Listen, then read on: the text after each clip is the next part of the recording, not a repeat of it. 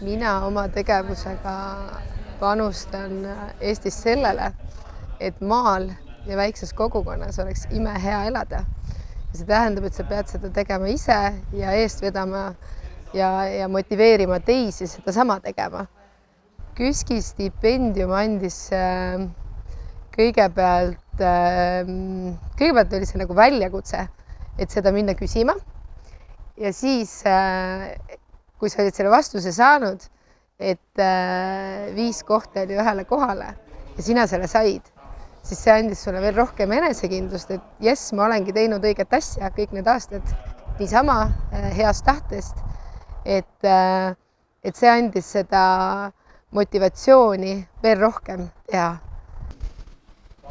Mina saan oma tegevusega muuta tugevamaks Rakvere linna kogukonda ja Rakvere linna kogukond ja Rakvere linna kogukonna liikmed on ju üks osa Eesti ühiskonnast.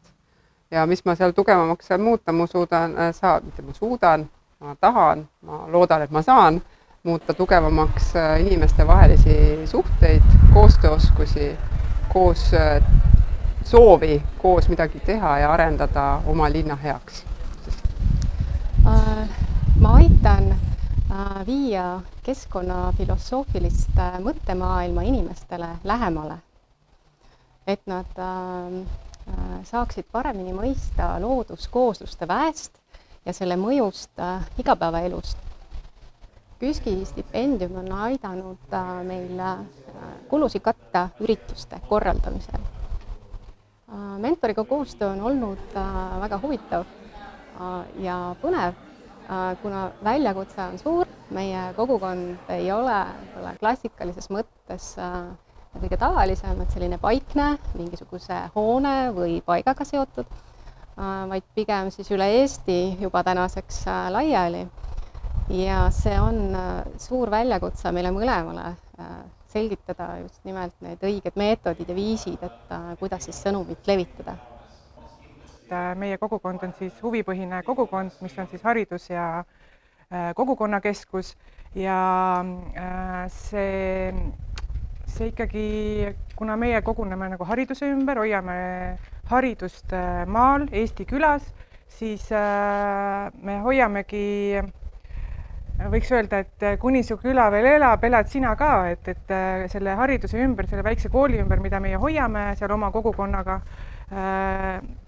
koondub siis mingi rühm inimesi, kes siis väärtustavad just selle piirkonna Eesti elu ja et see elu seal säiliks, siis meie hoiame seda kooli ja teeme kõik selleks, et see ei hääbuks seal. Et KÜSK-i stipp tuli meile või minule nagu väga õigel ajal, ja ma võtsin seda kui juba nagu tehtud töö eest nagu tunnustust, ja samas nagu ta aitas nagu edasi ka nagu lükata seda nagu hoogu andis juurde ikkagi ja hästi palju on aidanud ka see mentori juuresolu või nagu see lisaväärtus selle stipendiaadile, nagu et sul on mentor, et sul on keegi, kes selle sinu alaga või sinu huvigrupi teemaga kuskil mujal Eestis tegeleb. Hästi lahe on omavahel nagu kogemusi jagada, aga samas ka saada nagu seda tarkust, sest nemad kõnnivad nagu samm meist eespool ja et miks leiutada ise, kui keegi kuskil juba sulle oskab nagu abi pakkuda. Mina loon oma enda isikliku eeskujuga tegelikult seda tugevamat Eesti kodanikuühiskonda, panustan ise palju ja erinevatel tasanditel, nii riigi tasandil, kohaliku omavalitsuse tasandil kui ka külatasandil.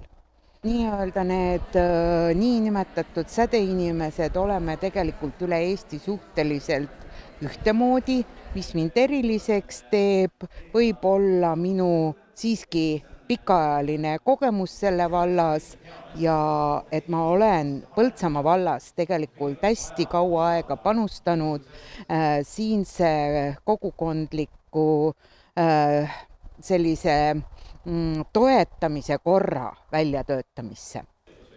No mina püüan oma teadmiste kogemustega aidata erinevaid kodanikuühendusi ja olla neile toeks ja kõrvaltvaatajaks, mismoodi siis organisatsioon arendada, kasvada suuremaks, tublimaks, võtta ette uusi tegevusi ja projekte, mida varem pole tehtud. ja nii, et kuna mul kogemust on nii suurtes kui väikestes organisatsioonides, et siis nii-öelda see minu üsna niisugune kirju kogemus on siis see, mis aitab ka väiksematel organisatsioonidel näiteks areneda ja kasvada.